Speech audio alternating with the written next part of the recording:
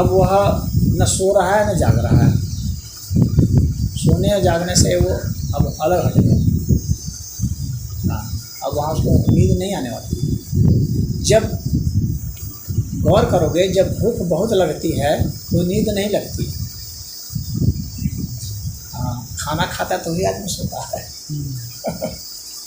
जब भूख बहुत लगेगी तो नींद नहीं लगेगी, बुलबुलाएगा पेट तो नींद नहीं लगेगी। हाँ, जब वो खाना ही नहीं खा रहा है, हाँ, न खाने की इच्छा है उसकी, न खाने पर ध्यान है उसका, खाने के बारे में सोच भी नहीं रहा है, शब्द भी नहीं बन रहे हैं, तो वैसी स्थिति में कोई भी न नींद है, न स्वप्न है, न दुख है, न दर्द है, न विचार है, न दुनिया है, न जहाँ है, तब वह सिर्फ है। तो अब ये जितने भी मैंने बताए क्रम, जैसे तो एक एक ये जो स्टेज है ना, वो एक एक चक्र को जगाता जाता है। जो कुंडलिनी जागृत की बात, कुंडलिनी क्या शक्ति है, वैसी शक्ति है जिसका कोई एक क्षेत्र है, दायरा है, और एक किसी भावना से उसका नियंत्रण। हर कुंडलिनी का भावना से नियंत्रण होता है। जैसे कि मूलाधार चक्र है तो उसका हिंसा से है, काम से है, उसके ऊपर उठ जाएंगे तो फिर जो है वो ब्रह्मचर्य की स्थिति आ जाएगी।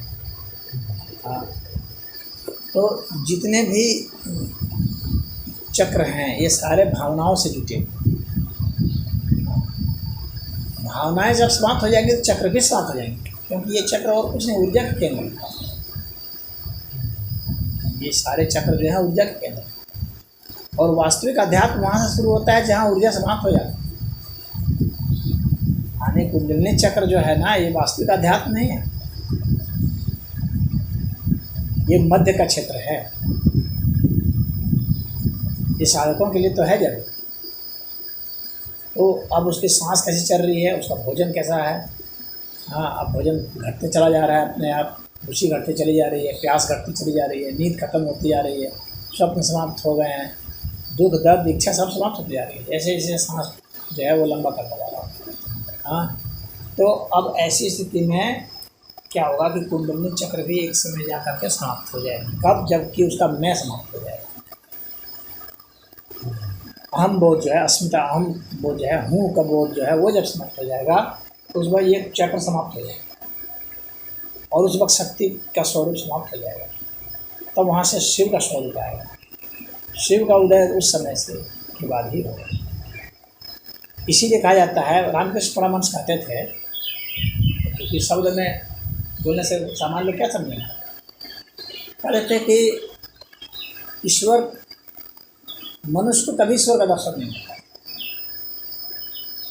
तो उनका कहने का यही मतलब था कि जब तक तुम समझते हो कि मैं कुछ हूँ तो तुम्हें ईश्वर का दर्शन हो ही नहीं सकता। जब तक व्यक्ति को लगता है कि मैं हूँ, ये हूँ, वो हूँ, कुछ भी लगता है उसको, तब तक तो दर्शन का कोई मतलब ही नहीं। सदैव ईश्वर को ही ईश्वर का दर्शन होता है, मनुष्य को कभी ईश्वर का दर्शन नहीं होता। मनुष्य को ईश्वर की छवि का तो दर्शन हो सकता है, जो शक्ति रूप में है। हाँ, उसको ध्वनि के रूप में तो हो सकता है। वो ईश्वर की ध्वनि आकाशवाणी उसको मालूम पड़ सकती है, लेकिन ईश्वर का दर्शन नहीं होगा। ईश्वर तो खुद जब ईश्वर होगा तब दर्शन होगा, और ईश्वर खुद दर्शन होगा जब उसका वो मैंपन खत्म होगा। और मैंपन खत्म तब होगा जब उसकी श्वास जो है वह 1.5 मिनट से ज़्यादा में आएगी, एक सांस, तब ऐसा होगा। जब उसका भोजन छूट जाएगा, पानी छूट जाएगा, तब छूट जाता, अपने आप ही छूट जाता। यानी मैं बोध समाप्त हो जाए तब शिवत्व का स्टेज उस समय ही जो है वह बोध होता है। तो वैसे जब बोध होता है तो वो क्या उपदेश देगा, कहेगा, उसका दिमाग है ही नहीं वहाँ पर कुछ, वो तो अलग स्टेज पर चला गया ना। बोलने की इच्छा नहीं, हाँ, वहाँ बोलना रह ही नहीं जाता ना, वो वाणी से ऊपर चला गया ना, शब्द नहीं, वो वाणी की देवी नहीं रह जाती। और ईश्वर का जो वाणी स्वरूप है, जो सरस्वती है, वो नहीं रह जाती, वहाँ शिव स्वरूप ही है। शक्ति के जितने भी स्वरूप हैं ये सब समाप्त हो जाएंगे। ये सब समाप्त हो जाएंगे मतलब ये परिवर्तित हो जाएंगे शिवत्व। हाँ, उसके बाद ही वो स्टेज, जबकि उसको अपने होने की भी स्थिति से आगे की स्थिति आ जाएगी। और ऐसा तभी होगा जब वह 1.5 मिनट से ज़्यादा सांस ले। ये इसके व्यावहारिक पहलू हैं। तब उसको सांस का भी, इसके बाद सांस का भी बोध समाप्त हो जाएगा। ये सांस जो चलता है ना, ये प्राण है ना, ये प्राण शक्ति है। हालांकि प्राण को भी ब्रह्म कहा गया है, उपनिषदों में प्राण को ब्रह्म कहा है, लेकिन ये जो प्राणमय शरीर है, हाँ, उसके पहले अन्नमय शरीर है, फिर प्राणमय शरीर आ जाता है, तो ये प्राणमय शरीर भी फिर लय हो जाता है, विज्ञान में शरीर आ जाएगा, तो अंत में जो है आनंदमय शरीर आ जाता है, और बीच में मनोमय आता है। हाँ, तो ये प्राण जो है मन में लीन हो जाएगा, जबकि उसमें उसको है की जो स्थिति आता है ना, वो मन है, वो लास्ट स्टेज है, मन की लास्ट, वो लास्ट स्टेज है मन का, सबसे सूक्ष्म मन मौजूद है। हाँ, जिसको कुछ फीलिंग आती है। फीलिंग किसको आती है? मन को आती है। फीलिंग मन की, परमात्मा में फीलिंग कहाँ है? फीलिंग से ऊपर की चीज़ है वो बोध से ऊपर की चीज़ है। बोध कहाँ है? वहाँ बोध नहीं होता है, बोध तो बुद्धि करता है, बोध नहीं होता, उसको बोध नहीं कर सकता। तो ये मन और बुद्धि, चित्त, अहंकार, ये सब जो है पीछे के स्टेजेस है।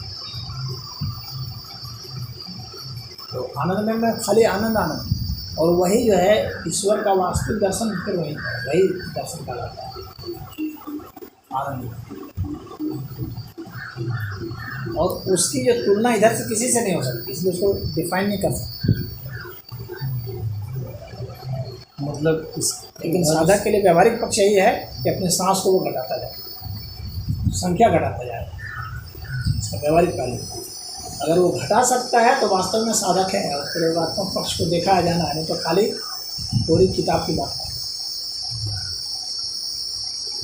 तो ऐसे ऐसे को भी देखे हैं जो कि 1-2 दिन जंगल में बिठा देने, डर से वो जो है थक जाएंगे, गाल मुँह सूख जाएगा, टट्टी पेशाब हो जाता है, शमशान में बिठा देने से हो जाता है, बाहर गुफा में नहीं जा सकता।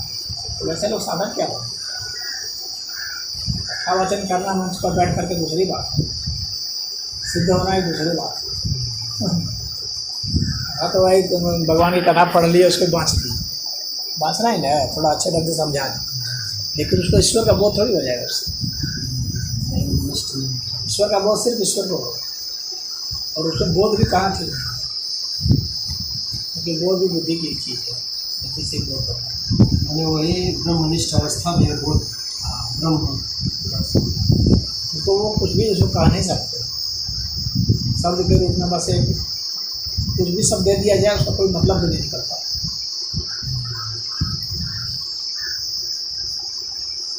क्योंकि सारे शब्द जो हैं ये ध्वनियाँ हैं, ये शक्ति के तहत आते हैं सब, तो इसलिए, और वहाँ वो शक्ति से आगे की पराशक्ति की अवस्था है,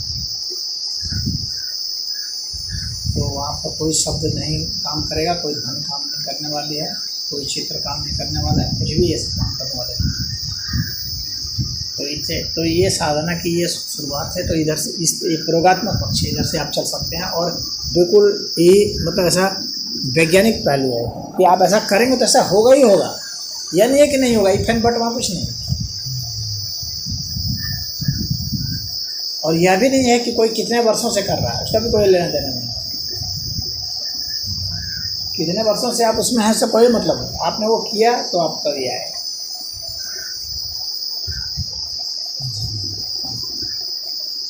आप नहीं किए तो आपको नहीं आएगा। तो आपको अपने श्वास पर नियंत्रण ऐसे करना पड़ेगा, क्योंकि अभी मनुष्य जो है सिर्फ अभी सांस से ही माध्यम से आगे चल सकता है, सामान्य साधना। ऐसे तो साधनाएँ बहुत हैं, फिर वो कंफ्यूज होने लगेगा कि सीधे ध्यान बैठे हैं कि भाई 2 अक्षरों के मध्य में वो ध्यान लगाओ, तो इसमें कर लो, उसमें कंफ्यूज हो जाएगा आदमी। मैं ये नहीं कहता हूँ वैसा गलत है, वैसा भी सही है। जो बीच, हाँ, 2 श्वास के बीच का अंतराल देखो, हाँ, तो ये सब बहुत सारी चीज़ें हैं। लेकिन जो मैं कहूँगा जो वैज्ञानिक पहलू है, जैसे विज्ञान कहता है, जिसको हम प्रयोग से कभी भी टेस्ट कर सकते हैं, तो ये टेस्ट कर सकते हैं। माइंड को मशीन में लगा दिया जाए, MRI मशीन में लगा दिया जाए तो मशीन भी शो करने लगेगा कि हाँ इसका माइंड वहाँ पहुँच चुका है जहाँ कोई डिटेक्ट नहीं हो रहा। वो जो पहलू है वह पहलू इसी से आएगा। बाकी में आप कंफ्यूज हो सकते हैं, भ्रांति हो सकती है। इसमें कहीं कोई भ्रांति की जगह ही नहीं है। आपकी सांस यहाँ है या नहीं, आप कोई भी टेस्ट कर सकते हैं। आप देख लीजिए कि आपकी सांस कितनी है, और आप भी देख सकते हैं, दूसरा भी देख सकता है, और उससे आपका माइंड का स्टेटस पता चल जाए। और वैसी अवस्था में कितनी देर अवस्था होनी चाहिए, अब हुआ कि अब वो उतने समय तक, कितने समय तक वो अवस्था रहनी चाहिए, अच्छी बात तो बताया गया है कि कम से कम 5 घंटे होनी चाहिए। 5 घंटे, यह नहीं कि आपने एक बार जो है 1.5 मिनट में सांस एक बार लिया और नहीं, क्योंकि शरीर के जो रसायन हैं और शरीर की जो गतिविधियां हैं सब बदलेंगी, उसके लिए समय चाहिए होगा ना। तो कम से कम 5 घंटा, और 5 घंटा कैसा होना चाहिए कि आपकी पोजीशन एक होनी चाहिए। हाँ, यह नहीं कि कभी इधर उलट रहे हैं, कभी उधर उलट रहे हैं, कभी खड़ा हो रहे हैं, कभी बैठ रहे हैं, कभी चल रहे हैं, नहीं। आपकी एक ही पोजीशन होनी चाहिए। पोजीशन में थोड़ा भी इधर उधर हेर फेर आपको बदलना नहीं है, तो शरीर में कहीं ना कहीं दुख दर्द शुरू हो जाएगा। जब आप बैठेंगे एक पोजीशन पर तो शरीर में दर्द शुरू होगा, और दर्द शुरू होगा तो वो दर्द का संबंध जो है आपके सांस से है। तो आपके सांस जो आप सोच रहे थे घटाने का, वो घटेगा नहीं। जैसे दर्द शुरू होगा वो बढ़ने लगेगा। जान लीजिए, वो उसकी स्पीड जो है वो बढ़ने लगेगी। हाँ, लेकिन फिर भी आपको ठीक है रहना है, क्योंकि वो बढ़ते बढ़ते बढ़ते क्या वो दर्द की चरम सीमा पर जाएगा। उसके बाद जब वो डाउन होगा ना तो फिर यहाँ पे कंट्रोल में आ जाएगा। बढ़ेगा तो सांस भी बढ़ेगी, हाँ बढ़ेगा तो सांस बढ़ेगी, हाँ फंक्शन इधर बढ़ेगा, हाँ बढ़ेगा। और उसको हम अंदर से नहीं देख पा रहे हैं, श्वास को ही देख रहे हैं, ऑब्जर्व कर रहे हैं। तो दर्द तो बढ़ रहा है, हाँ। तो श्वास भी तेज हो रही है, हाँ। लेकिन एक अवस्था है कि फिर हाँ, एक अवस्था है नियंत्रण में आ जाएगी। दर्द जब अपनी चरम सीमा पर जाएगा तो ही फिर सांस को गिरेगा, अन्यथा सांस को वो बढ़ाता जाएगा। तो आपको दर्द की उस चरम सीमा को फील करना पड़ेगा, उसको बर्दाश्त करना पड़ेगा, उसका अनुसंधान करना पड़ेगा। और शरीर से पूरा पसीना निकलने लगेगा, शरीर डिहाइड्रेशन में जाने लगेगा। जब दर्द बहुत बढ़ेगा ना तो शरीर डिहाइड्रेशन में चला जाएगा, पानी ज़्यादा चूने लगेगा, पसीना आने लगेगा, यहाँ तक कि बर्फ़ में पसीना आ जाएगा। जब दर्द बहुत बढ़ेगा तो बर्फ़ में पसीना टपकने लगता है। हाँ, और उसके बाद लेकिन उसके बाद जब फिर वो गिरेगा ना तब फिर जो है फिर नहीं गिरेगा। तिब्बत में क्रिया प्रयोग करते थे, और हमने पढ़ा है कहीं ओशो के माध्यम से प्रतिभाओं में कि बर्फ़ में लोग बैठे थे तिब्बत में, कुछ क्रिया कर रहे थे, बर्फ़ में खड़े बैठे हैं, पसीना चू रहा, वो कौन सी क्रिया कर रहे थे, क्या कर रहे थे, जो चीज़ आप कह रहे हैं। तो उसका एक और पक्ष दूसरा भी है। आप बर्फ़ में ऐसे ही पसीना निकाल सकते हैं, शरीर में हीट पैदा करते हैं, वह एक दूसरी क्रिया हो जाएगी। वो बाहर से होगा। हाँ, तो आँख बंद करके वहाँ बैठे हैं और शरीर में हीट करके निकाल सकते हैं। लेकिन जब शरीर में आप खुद बैठे हैं और अपनी सांस पर खाली ध्यान दिए हैं, सांस को आप घटाने का प्रयास कर रहे हैं, और आपका शरीर जो है एक ही पोजीशन पर है, तो वहाँ वो दर्द पैदा कर रहा है जो सांस को बढ़ाने का प्रयास कर रहा है, और आप शरीर सांस को घटाने का प्रयास कर रहे हैं। दोनों में टक्कर होगी और उस टक्कर से पसीना निकलेगा, बहुत तेज पसीना निकलेगा। शरीर की जो हीट है ना वो बहुत तेज निकलेगा, और जब वो हीट बहुत शरीर से तेज निकलेगा, शरीर की गर्मी बहुत तेज घटेगी, और शरीर की गर्मी जब बहुत तेज घटेगी ना तब ऐसा लगेगा कि ये जो है सब मर गए, ये सब, क्योंकि दर्द ही हम लोग को ज़िंदगी का एहसास कराता है, और जब दर्द ही नहीं रहा तो ज़िंदगी का एहसास भी नहीं रहेगा। दर्द ऐसा घटेगा, लगेगा कि ये शरीर डेड हो चुका है। तब उसमें इतना ही बीट चलेगा कि बस थोड़ा हृदय चल रहा है, थोड़ी सी सांस चल रही है, क्योंकि खाया पिया है नहीं, पचाना पुचाना है नहीं, बाकी अंग को कोई काम नहीं करना था, सारे अंग धीरे धीरे धीरे शांत हो जाएंगे। एक तरह से वे मरने लग जाएंगे या हाइबरनेशन में जाने लगेंगे। जैसे कि मेढक चला जाता है हाइबरनेशन में, जमीन के भीतर गड़ा जाता है तो वो चला जाता है, तो उसी तरह से बहुत किसी तरह से जिंदा है, बस किसी तरह से। तो कोशिकाएं मामले से सूख जाएंगी और किसी तरह से जिंदा रहेंगी, और तब जो है दिल की धड़कनें बहुत ही कम हो जाएंगी। ऐसा लगेगा जैसे कि धड़कन है ही नहीं, ख़त्म हो गई क्या। और उसको अगर नापा जाएगा, हार्ट बीट देखा जाएगा, तो लगेगा कि हार्ट बीट शायद रुक गया है, हालांकि रुका नहीं रहता है, लेकिन लगेगा कि रुक गया, क्योंकि इतना मध्यम हो चुका होता है ये लगभग रुकने जैसा हो चुका होता है, क्योंकि उसने अपने ऊर्जा की डिमांड इतनी कम कर दी है, शरीर की गर्मी ऐसे शांत हो गई है कि अब जो है उसको ज़रूरत नहीं है, क्योंकि उसको सोचना भी नहीं ना है। तो ऊर्जा किस लिए चाहिए, सोचना भी नहीं है उसको। तो उस स्थिति में जाने के बाद ही फिर वो घटना होती है, जिसको आध्यात्मिक घटना कह सकते हैं। उसके पहले तो ठीक है बातें हैं, हाँ, लेकिन वो बात अनुभूति तो नहीं आ पाएगी। प्राण तो निकलता नहीं होगा, प्राण तो नहीं निकलता नहीं, प्राण निकल जाएगा तो व्यक्ति मर ही गया। जैसे महाराज जी प्राण रहता है, प्राण में भी क्या है ना, प्राण में भी मुख्य प्राण एक होता है। सारे जो प्राण हैं, जैसे अपान भी एक प्राण है, अपान भी प्राण है, उदान भी प्राण है, समान भी प्राण है, व्यान भी प्राण है और प्राण भी प्राण है। ये सारे जो है ना, ये जो है जिससे प्राणित होते हैं उसको महाप्राण कहा जाता है। उपनिषदों में उसको महाप्राण कहा गया। महाप्राण से प्राण निकलते हैं। जगह मैं पढ़ा हूँ संत लाइन में कि अपान समान बयान उदाना पंचम आत्मा प्राण निकाले, सब मिल के प्राण एक अस्तित्व के रूप में खड़ा, लेकिन सदैव अवायु है। तो जो महाप्राण है ना, वो उन सबको संचालित करता है। तो वो महाप्राण जब रहेगा, जब आपका लक्ष्य ही जो है ना आध्यात्मिक है ना, तब वो महाप्राण जो है आपका शरीर नहीं छोड़ता है,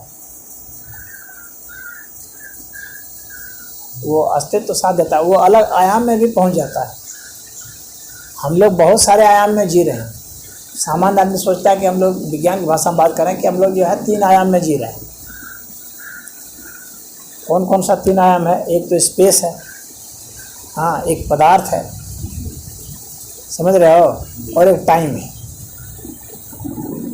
3 आयाम में हम लोग जी रहे हैं सामान्य रूप से, लेकिन ये 3 ही आयाम नहीं है, बहुत सारे आयाम हैं। अभी टाइम में जी रहा है, स्पेस में जी रहा है, पदार्थ में, भौतिक जब समय जो है ना, समय से आप आगे जाएंगे ना, तो इन सभी का अतिक्रमण कर देंगे, ये सब फिर छूट जाएगा सभी। तो जो वह जो महाप्राण है ना, वो इनसे ऊपर है समय से,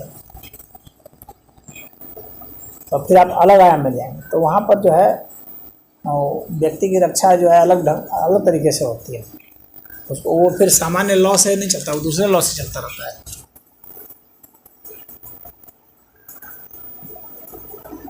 तो वहाँ ईश्वरीय कृपा वहाँ से शुरू होती है, साधक पर ईश्वरीय कृपा होती है। ऐसे ही कोई साधना नहीं कर लेगा। साधक जब साधना करता है तो ईश्वरीय कृपा होती है। जब उसका इस जगत से जो है मोह भंग होने लगता है और जब वो उधर जाने लगता है ना, तब उस पर ईश्वरीय कृपा हो जाती है, तभी वो जो है साधना कर भी पाता है। ऐसा संयोग उसको तभी मिलता है, ऐसे गुरु उसको तभी मिलते हैं, ऐसे विचार उसको तभी मिलते हैं, इस तरह की परिस्थितियाँ उसको तभी मिलती हैं। तब वहाँ पर जो है वो दूसरे चीज़ से वो डील होता है, और तब वहाँ से उसको ईश्वरीय कृपा होती है। बिना ईश्वर कृपा के नहीं होता है।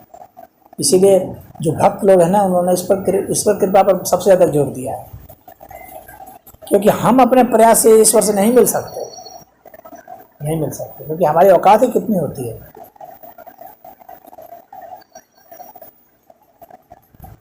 इस अस्तित्व में अगर सोचा जाए तो हम लोग की हैसियत क्या है?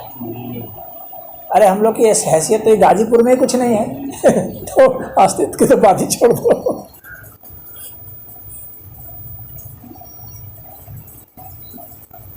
समझ रहे हो? तो ईश्वर ही चाहते हैं, तो बस इसीलिए भक्त लोग जो है वो भक्ति पर ही जोर देते हैं, वो किसी साधना पर जोर नहीं देते हैं। अब मैं भक्ति लाइन पर कुछ आ रहा है। ये तो श्वास वाली जो साधक क्रिया, जो भक्ति लाइन वाले हैं उनका कहना है कि ये सांस वास साधेंगे तो हम ही साधेंगे ना। हालांकि मैंने कहा कि इसको भी साधने के लिए ईश्वर की ही कृपा होती है। हाँ, लेकिन उस समय तक साधक नहीं सोचता है कि ईश्वर की कृपा है।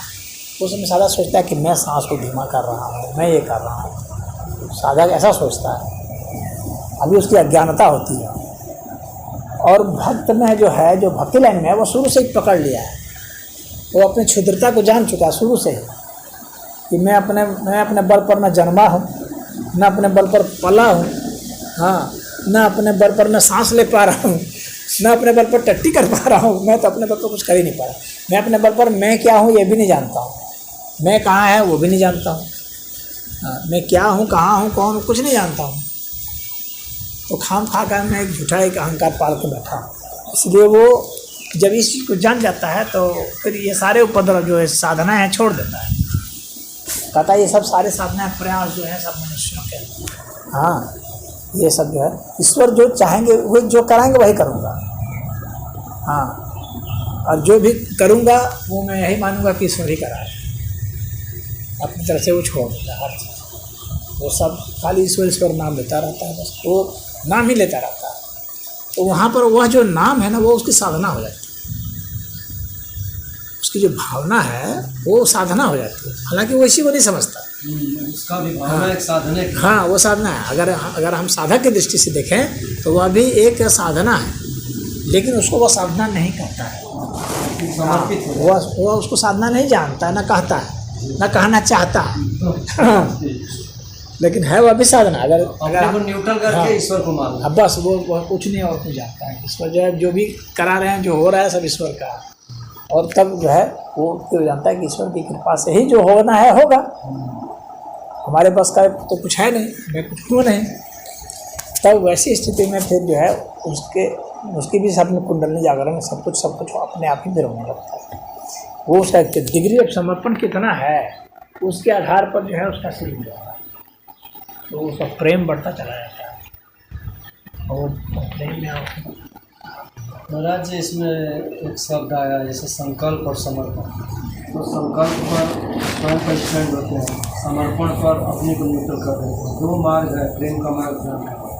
उस पर असल में समर्पण भी जो होता है ना, समर्पण भी जो होता है ना, उसके लिए तो एक संकल्प करना पड़ता है कि मैं समर्पित हो जाऊंगा।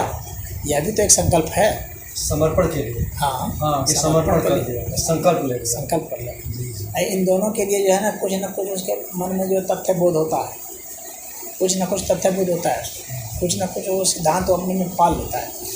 अंत में समर्पित करते करते उसको स्वयं को भी समर्पित कर देता है। फिर सोचता है कि आखिर मेरा है क्या कि मैं समर्पित करूँगा। ये समर्पण तो वही नहीं करेगा जो सोचता है कि मेरा कुछ है कि कुछ अर्पित करूँगा। तो यहाँ ना मैं कुछ हूँ ना मेरा कुछ है। जब मैं नहीं हूँ कुछ और मेरा कुछ नहीं है यहाँ पर, तो फिर समर्पण किस चीज़ का, किस बात का। फिर वो समर्पण शब्द भी छोड़ देता है। समर्पण जब तक है तब तक वो साधक है। हाँ, भक्ति मार्ग का साधक है, लेकिन है साधक ही अभी वो भक्त नहीं हुआ है, क्योंकि वह अभी अपने को समर्पित करना चाहता है। अभी वो द्वंद्व वाला भक्त है। भक्ति में भी एक जो है द्वैत भक्त होता है, जो एक भक्त और एक भगवान का, हाँ, भक्त और भगवान की एक दूरी बना के रखता है, यानी अपना अस्तित्व मान के रखता है। तभी ना द्वंद्व में। हाँ, तो वह वहाँ द्वंद्व माना है, वहाँ समर्पण है। हाँ, तो वहाँ तक समर्पण है। जब अद्वैत भक्त होता है तो क्या समर्पण कर, क्या है अपना समर्पण कि जो अर्पित करो। तो न मेरा कुछ है न मैं कुछ हूँ, तो क्या अर्पित करो। तो हर तरह के कर्मकांड, हर तरह के अनुष्ठान, हर तरह के क्रिया कर्म और ये सब जो है आप अपने आप छूट जाए। तो जो करता है फिर वही पूजा है या जो भी है, तो उसे कोई गलत नहीं। तो ऐसे भक्त का भी हो जाता है। परंतु ये सब प्रयोगात्मक नहीं है, या इसके प्रयोग का टेस्टिंग नहीं हो सकती। प्रयोगात्मक तो है एक अर्थ में, लेकिन इतने लंबे समय में है और चूँकि ये मानसिक स्तर पर ज़्यादा है, इसलिए इनकी टेस्टिंग नहीं हो सकती। ये प्रयोग में नहीं आ सकता है। तो मशीन के द्वारा इतना जल्दी आसानी से टेस्ट नहीं हो सकता। हालांकि एफएमआरआई मशीन अगर लगाया जाए तो उसका माइंड का टेस्ट होगा, लेकिन उतना जुगाड़ और ये कहाँ होगा, और वो टेस्ट भी क्यों कराने जाएगा? वह व्यक्ति क्यों टेस्ट कराने जाएगा? उसको इसमें कोई रुचि भी नहीं। लेकिन जो प्रयोगात्मक और टेस्टिंग वाला पहलू है वो तो सांस वाला ही है। हाँ, इसमें आप क्रम से टेस्ट करते जा सकते हैं कि मैं इतना सांस पर आया तो उसका इफेक्ट ये होगा, लिख लो इसको, और ये यही होगा, और सबके साथ होगा। जो भी मनुष्य उसी क्षमता का जन्मा है उन सबके साथ वही हो। तो इसीलिए है तो सारे अच्छे, लेकिन जो तुम प्रयोगात्मक की बात की हो तो मैं समझता हूँ सांस वाला ही सबसे सही प्रोग्राम। जैसे नादम ब्रह्म है, आनापानसति योग है, कुंडलिनी योग है, तमाम ध्यान है जो आप किताब में थे, उसमें अगर आपसे पूछा था क्रमबद्ध आप थोड़ा थोड़ा बताए थे उस समय जब पहले आता था। लेकिन आज थोड़ा सा दूसरे रुख में कि नहीं, कुंडलिनी ध्यान हो, चाहे आनापानसति हो, नादम ब्रह्म हो, चाहे कोई भी ध्यान क्रिया हो, उसका प्रयोग होना चाहिए, उसका बीज मंत्र होना चाहिए। यदि मंत्र के सहारे चले तो उसका बीज मंत्र होगा, कुंडली जगाने का बीज मंत्र होगा, कुछ होगा। अब ऐसे पतंजलि योग में पढ़ा हूँ, बहुत ऐसे चीज़ें पढ़ा हूँ, खाली बौद्धिक लेवल पढ़ा हूँ, शब्द खाली दोहरा दूंगा लेकिन रहनी नहीं है। अच्छा, उसमें दिया है कि श्वास को कौन श्वास चल रही है और किस करवट आप संभोग कर रहे हैं, आपको पुत्र होगा कि पुत्री होगा, एकदम चैलेंज है। लेकिन उसका शास्त्र का ज्ञान नहीं, बोध नहीं, ऐसा कोई ऋषि कोई संत महात्मा बताने वाला नहीं, न करने वाला न कराने वाला। तो बताइए कि फिर विद्या है या फिर विलुप्त? अब यहाँ कोई प्रश्न नहीं उठ जाएगा। स्वर योग है ये जी, स्वर विद्या। हाँ, तो स्वर योग में ये होता है, तो उसमें बहुत सारे जैसे कुंडली में एक एक कुंडली चक्र भी जगाते हैं जी, एक कुंडली चक्र भी जगाने वाली विधि है, कुंडली शक्ति जगाने वाला। लेकिन ये सब कन्फ्यूजन वाले हैं। हाँ, उसमें जो है ना, आप कई चीज़ों के चक्कर में फंस जाएंगे।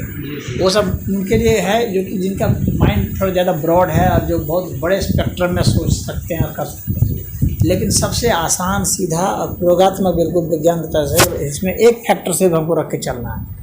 हमको 10 तरह की चीज़ नहीं चलना कि मंत्र भी जप रहे हैं, सांस पर भी ध्यान दे रहे हैं, हाँ, और विचार पर भी ध्यान दे रहे हैं, भावना पर भी ध्यान दे रहे हैं, ढेर सारा चीज़।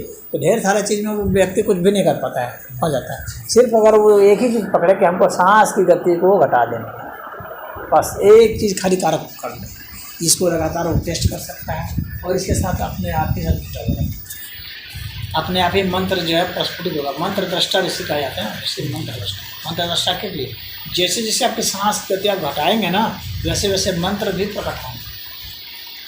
मंत्र वह नहीं होता है जो हम बोलते हैं, मंत्र वह होता है जो प्रकट होते हैं। इसीलिए मंत्र दृष्टा कहा जाता है, क्योंकि हम लोग के भीतर में ध्वनियाँ हैं ना, भिन्न भिन्न प्रकार की ध्वनियाँ हैं। तो हम जिस तरह की स्थिति में होते हैं वैसी ध्वनियाँ प्रकट होती है। इससे कुछ लोगों को देता है, कहता अरे बड़ा भन भन भन भन कर रहा है भाई, हम कहते हैं ना सनसन सनसन की आवाज़ आ रही है। आप जिस स्टेज पे होते हैं, जैसे कि एक घड़ा ले लें, पानी भरना शुरू करें, तो जब भरना शुरू करेंगे तो जब पैर पानी डालेंगे तो अलग आवाज़ आएगी। जैसे जैसे घड़ा भरता जाएगा आवाज़ बदलती जाएगी, आवाज़ बदलती चली जाएगी। हाँ, तो जो आवाज़ बदल रही है क्यों? क्योंकि उसकी अवस्था बदल रही है ना, तो वह अलग मंत्र को उत्पन्न कर रही है। वो आज भी मंत्र है। हाँ, वो ध्वनि है, वो मंत्र है ना, तो अलग अलग वो मंत्र उत्पन्न कर रही है। जैसे जैसे वो भरता जाएगा तो अलग अलग मंत्र उत्पन्न होता जाएगा, अलग अलग होता चला जाएगा। तो जैसे जैसे आपकी वो अवस्था